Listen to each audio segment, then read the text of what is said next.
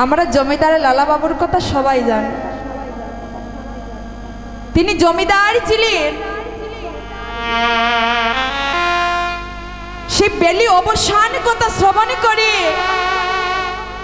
তিনি জমিদারি পরিত্যাগ করে কাঙ্গালের বেশ ধারণ করে বৃন্দাবনে চলে গিয়েছিলেন। সেই লালা বাবু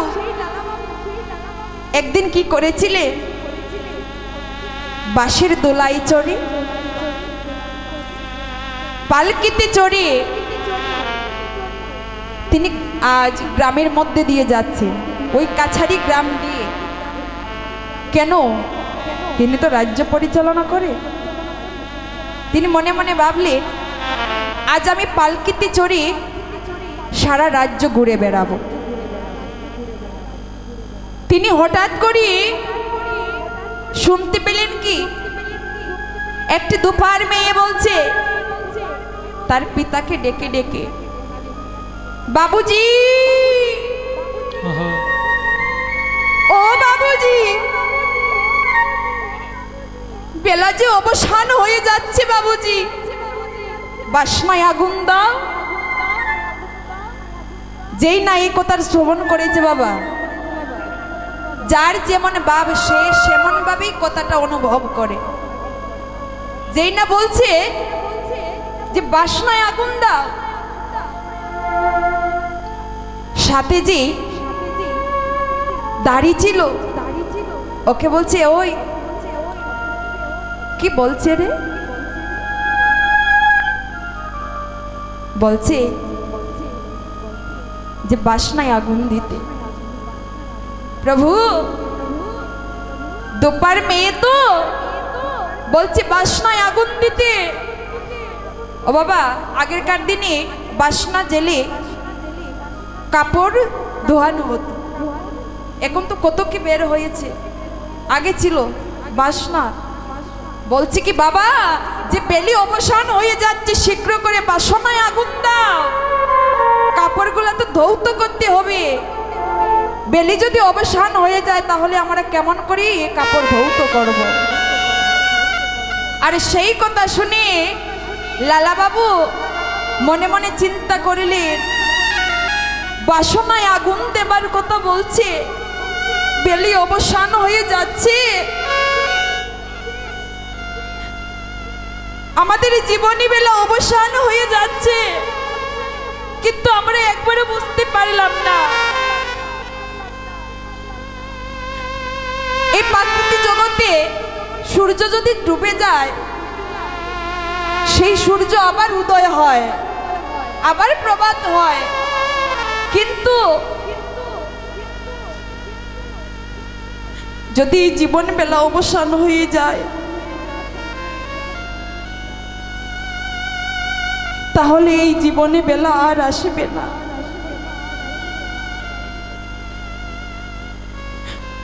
আমাদের জীবনে বেলার সূর্য যদি একবার ডুবে যায়,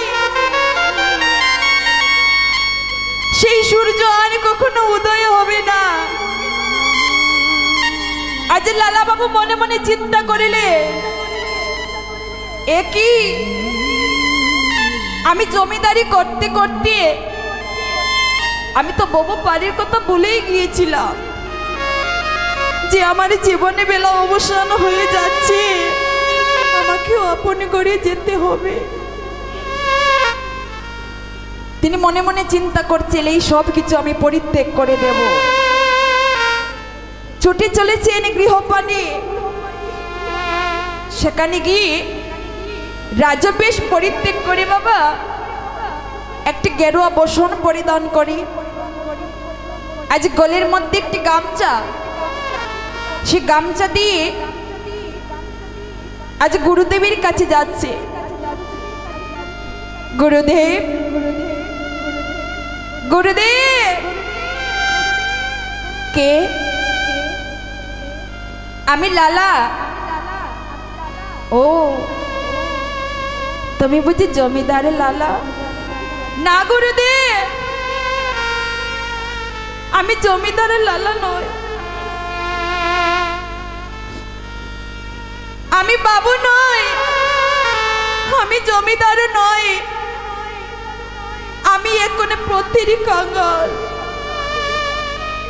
গুরুদেব আমায় দীক্ষা দাও।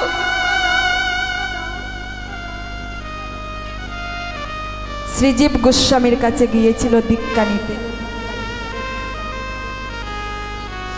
গুরুদেব বলছে, লালা জমিদারি করেছো, কি সেবা করবে কি না কিছুই থাকবে না তোমার, তোমাকে আমি দীক্ষা দেব। বলছে, গুরুদেব কৃপা করে আমায় দীক্ষা দাও। গুরুদেব বলছে, ওরে লালা তোকে আমি দীক্ষা দেব, তোকে কাঙাল হতে হবে, ধারে ধারে গিয়ে ভিক্ষে করতে হবে। বলছি, গুরুদেব তাই হবে।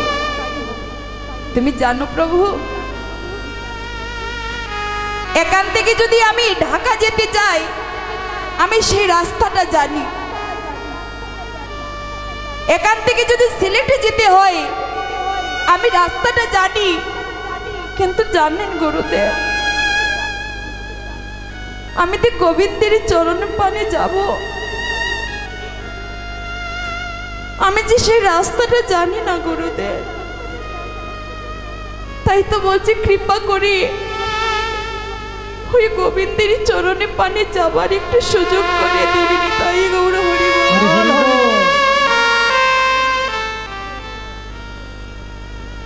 গুরুদেব বলছে, লালা বেশ তাই হবে, তোমাকে আগে ভিক্ষে করতে হবে। নগরে নগরে ভিক্ষা করছে, ভিক্ষা করে এনেছে। গুরুদেব এই দেখো আমি ভিক্ষা করেছি। লালা সব করে কি ভিক্ষা করেছো? গুরুদেব আমি সবার ঘরে ভিক্ষে করেছি, কিন্তু একজনের ঘরে আমি ভিক্ষা করিনি। সে হচ্ছে জগৎ স্যার, সে আমার বাল্যকালের বন্ধু ছিল। আমার মধ্যম বয়সে ওই জগৎ শেঠের সনে মামলা মোকদ্দমা করে আমি প্রতিহিংসায় বলেছিলাম যে ওই জগৎ শেঠের মস্তকটা ছেদন করে আমার কাছে এনে দেবে, তাকে আমি 1 লক্ষ স্বর্ণ মুদ্রা উপহার দেব। আমার কথা শুনে ওই জগৎ শেঠ বলেছিল যে ওই লালার মস্তকটা ছেদন করে আমার কাছে এনে দেবে, আমি তাকে 1 লক্ষ স্বর্ণ মুদ্রা উপহার দেব। গুরুদেব সেই কথাটা তো তার আজও মনে আছে। সেই অহংকার, যদি আমি যাই জগৎ শেঠের কাছে, আমাকে যদি সে বধ করে নেই। গুরুদেব বলছে, ওরে লালা এই জগতের একটা শত্রুকে তুই সাধন করতে পারবি না, একটা শত্রুর কাছে তুই যেতে পারবি না। এই দেহের ভিতরে যে 6টা শত্রু আছে, তাকে কেমন করে তুই সাধন করবি? এই যে দেহের মধ্যে 6টা রিপু আছে, এই রিপুকে কেমন করে সাধন করবে?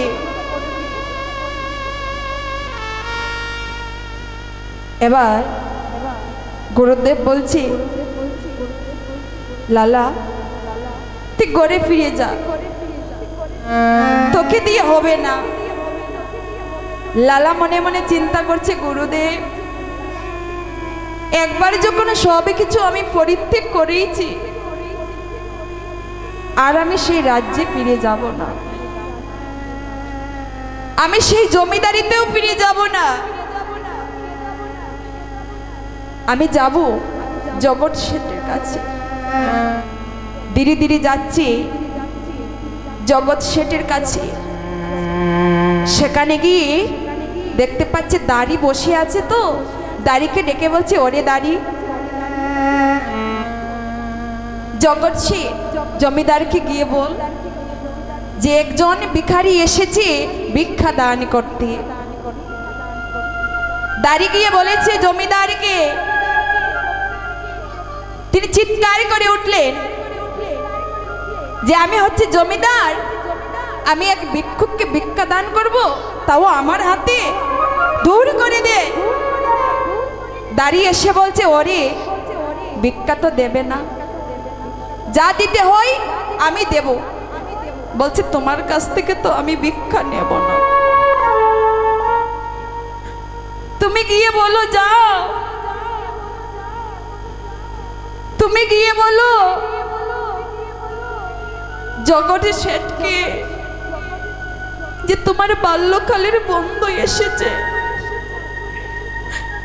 আমি হচ্ছি লালা, আমার কথা বলো। এবার দাড়ি মনে মনে ভাবছে, তাই তো, আজ লালা বাবু জমিদারি ছেড়ে ভিখারি হয়েছে, তা তো বলতেই হবে গিয়ে। বলছে, প্রভু দেখে এসো, লালা বাবু জমিদারি পরিত্যাগ করে কাঙাল সেজেছে আর বলছে তোমাকে ভিক্ষা দিতে। আজ জগৎ শেঠ ওই দাড়িকে বলছে, দাড়ি যাই হোক, যা চায় সব কিছু তুই দিয়ে দে, তাও তো বন্ধু, আমার যে বাল্যকালের বন্ধু হয়। এবার দাঁড়িয়ে গিয়েছে, এবার জগৎ শেঠ মনে মনে চিন্তা করছে, আমার বন্ধু ভিখারি হয়েছে, মনে মনে কষ্ট হচ্ছে, যাই একবারে গিয়ে দেখে আসি। যেই না দরজার সামনে এসেছে, দেখতে পাচ্ছে লালা বাবুকে। লালাকে দেখে বলছে, ওরে লালা, তোর কেমন দশা হলো? তোর জমিদারি ছেড়ে দিয়ে তুই কেন কাঙালের বেশি ধারণ করলি?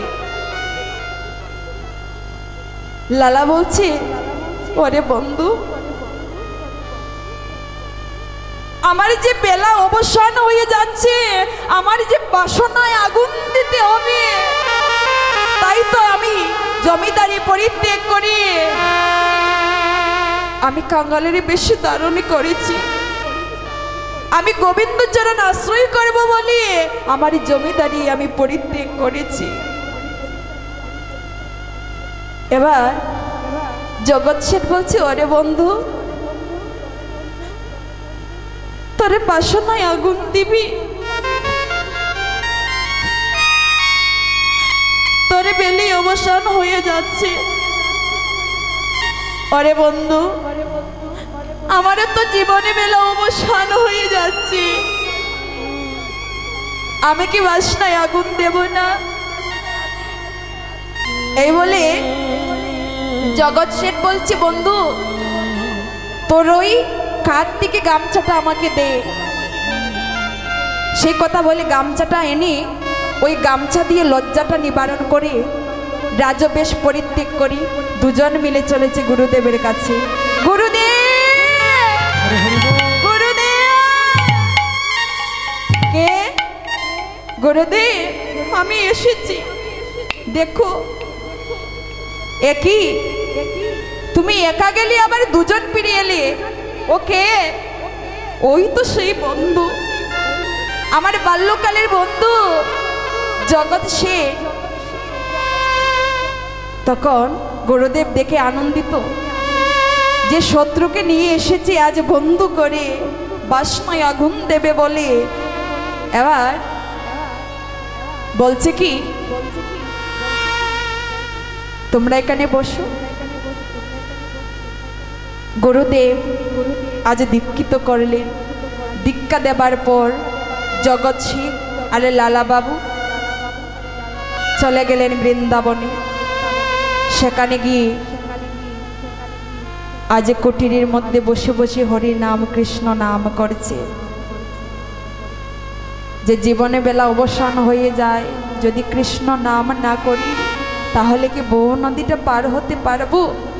তাই তো তিনি বৃন্দাবনে গিয়ে সেখানে দুজনে মিলে ছোট্ট ভাঙা কুটিরে বসে বসে হরি নাম কৃষ্ণ নাম করলেন। তাই গৌর হরি বল। হরে কৃষ্ণ